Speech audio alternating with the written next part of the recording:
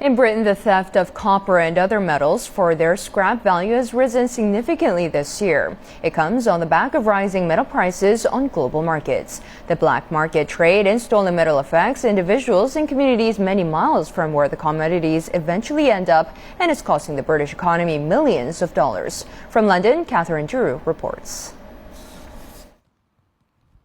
This memorial in a North London park honours the people from Enfield who gave their lives in the First and Second World Wars. In August, thieves stole most of the brass plaques that carried the names of the dead in a sophisticated nighttime operation. I think it's very disappointing that people would stoop to that level. And this is being a remembrance of the heroes in 2 world wars. I was just so horrified that somebody was stooped so low. That was just lowest of the low, basically. Unbelievable. The thieves would have made a few $100s from selling the plaques to be melted down as scrap metal, but it cost Enfield Council $150,000 to replace them, this time with granite, at a time when all local councils have had their funding cut by the government in a bid to reduce Britain's deficit. You don't expect this sort of vandalism. I mean, of all the things to take, a war memorial is disgraceful.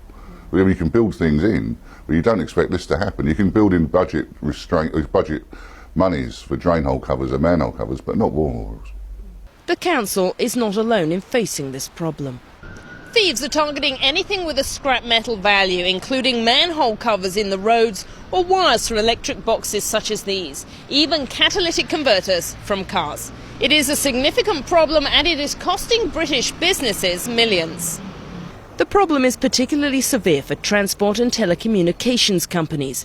Network Rail, which owns and runs the country's rail tracks, estimates it has 6 to 8 incidents of cable theft each day at a cost of $90 million since 2008.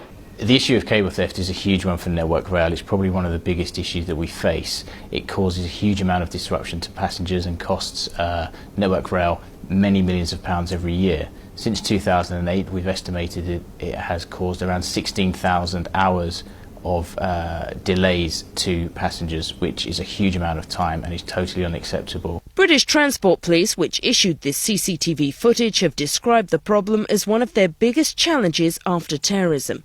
The head of the service commented that Britain's infrastructure was being dismantled so it could be sent to emerging markets. To combat the problem, which is estimated to cost Britain around $1 billion a year, companies and local councils have been working to improve security, and police have devoted more resources to cracking down on those responsible. However, they are all calling for the British government to introduce legislation to make it illegal for scrap dealers to pay cash for metal, which many believe fuels the trade. Catherine Drew, CCTV, London.